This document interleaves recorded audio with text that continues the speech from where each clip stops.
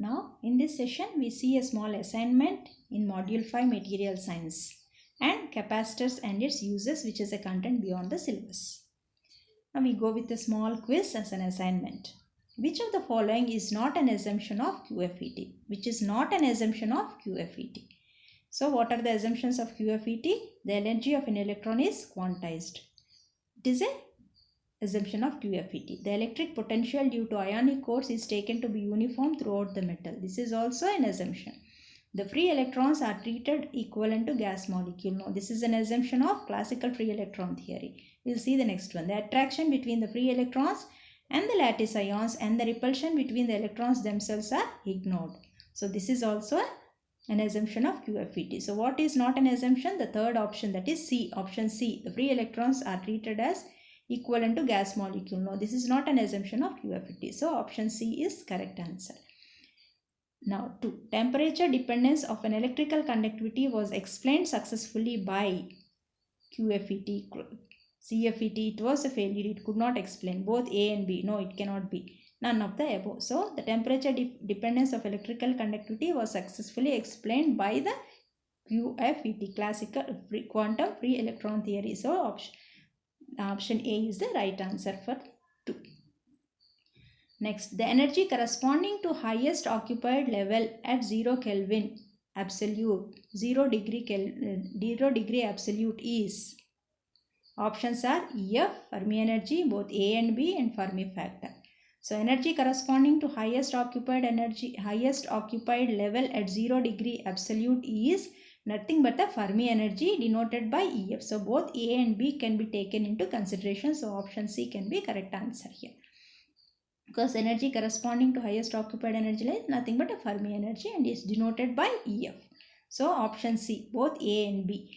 Because A is denotion Fermi energy and answer is Fermi energy. So both A and B can be marked as correct. So option C is correct. Pure semiconductors are nothing but intrinsic semiconductors. Pure semiconductors have options: more number of electrons, no. More number of holes, no. Option both are wrong. Equal number of electrons and holes. Yes, pure semiconductors have equal number of electrons. Number of electrons is equal to number of holes. In a pure semiconductor, which is nothing but an intrinsic semiconductor, we already derived so many cases and we have seen that number of electrons is equal to number of holes in an intrinsic semiconductor. So option C is correct. Now 5th one. Dielectrics are those which has ability to polarized. Dielectrics are those which has ability to get polarized. Yes, right, they have ability to polarize. So the option A, that is true. This statement is true. They have an ability to get polarized. So option A is correct for the 5th one. Next, water is an example of non-polar dielectrics, polar dielectrics, dipole moment, none. What are non-polar dielectrics? Where the centers of positive and negative charges coincide. When they are coinciding, they have a symmetric shape. But here water is a polar dielectrics which is where polar dielectrics means centers of positive charges and centers of negative charges are not coincided. Therefore, it is a dipole. So such type of alignment they are asymmetric. So asymmetric shape means they are polar dielectrics. Therefore, here it is option B is a correct answer. Next, which of the following statement is incorrect? Which of the following is incorrect statement? We'll see which is incorrect. CFET failed to explain specific heat and temperature dependence of electrical conductivity. CFET failed to explain specific heat and temperature dependence. Yes, this is correct. But we are going to see the incorrect answer. Yes, this statement is correct. Semiconductors can conduct at all temperatures. Dielectrics are used in transformers. This is correct. Dielectrics are used in transformers, liquid dielectrics. Fermi level is in the middle of band gap in intrinsic semiconductor. This is also true. So which is wrong is nothing but option B, that is semiconductors can conduct at all temperatures. No, this is not a correct statement. So for 7th B is the option. This is an incorrect statement. Semiconductors can conduct only at room temperature because there exists an energy gap. For an electron to move from valence band to conduction band, it requires some energy, which is in the form of, as the temperature is increased, electrons gain sufficient energy to reach to the conduction band. So semiconductors can conduct only at room temperatures. 8th, in a p-type semiconductor, minority charge carriers are, in a p-type semiconductors, majority charge carriers are holes. Minority charge carriers are holes. No, this is wrong. This statement is wrong. So in a p-type semiconductor, majority charge carriers are holes. So minority charge carriers are not holes. So this is a false. So option B is correct. Here I have given a small exercise. Calculate the probability of an electron occupying an energy level of 0.02 electron volts below Fermi level at 1000 Kelvin.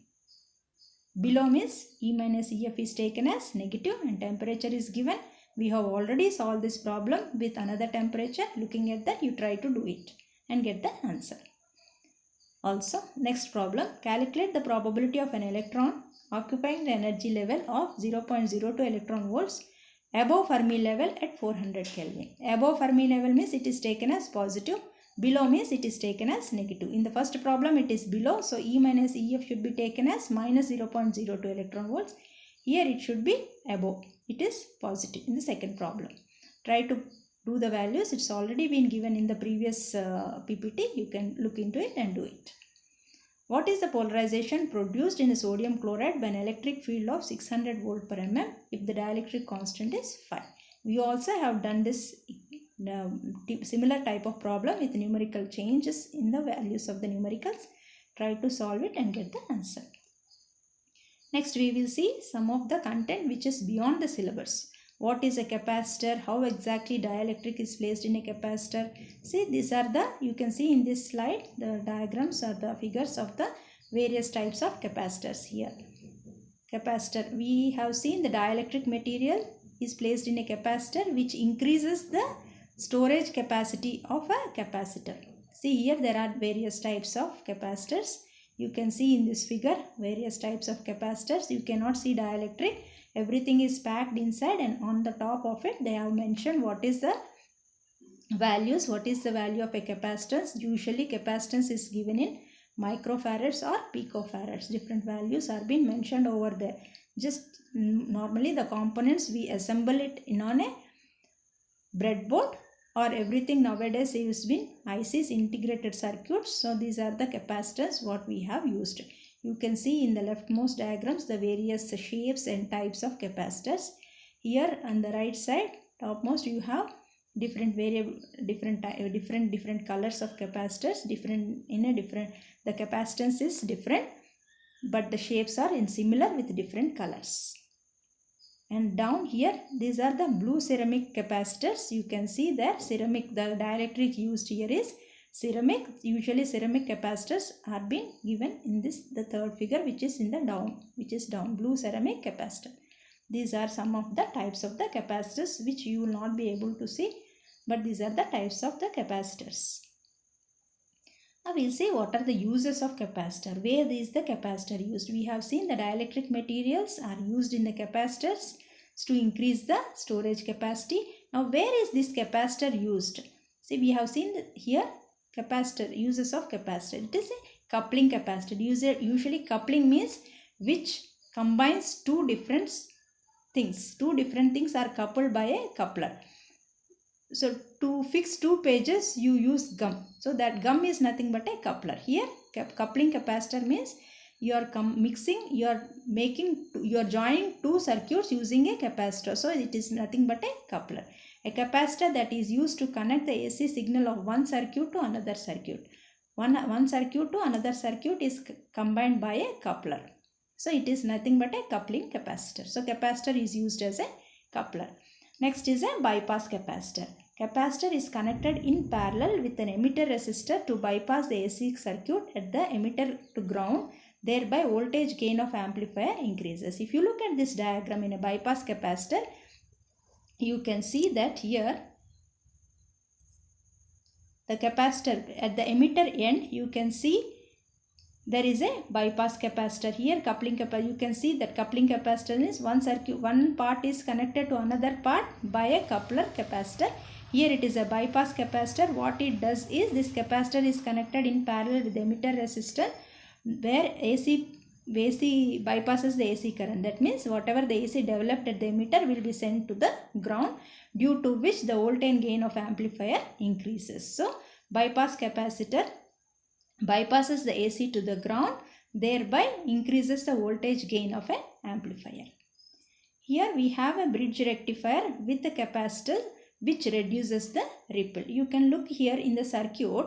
It is a bridge rectifier. A rectifier converts AC into DC. So here what is happening in this is a bridge rectifier, where you can see that two half cycles are being given, and you can see the waveform clearly, waveform with capacitor and waveform without a capacitor. If you look at the waveform here, the dotted line indicates without capacitor and the thick line indicates waveform with capacitor. So what is happening here is bridge rectifier with a capacitor which reduces the ripple, means that variations can be reduced. That means when it is going down, the cycle is going down, since the capacitor is having ability to store the charge, it has stored to highest ability, and during when there is no passage of current, it discharges, thereby the ripple can be decreased. You can see the waveform with the capacitor and waveform without a capacitor. The ripple increment and decrement, that is a ripple, it has been decreased, and it approximately the same straight line, and you are getting a very much pure DC form. So rectifier is the one which converts AC to DC. AC signal is given and you are getting a straight line DC voltage. Using a capacitor, that ripple can be reduced. These are some of the uses of a capacitor. So dielectric increases the storage capacity of a charge, and this capacitor can be used in various applications in electrical and electronic circuits.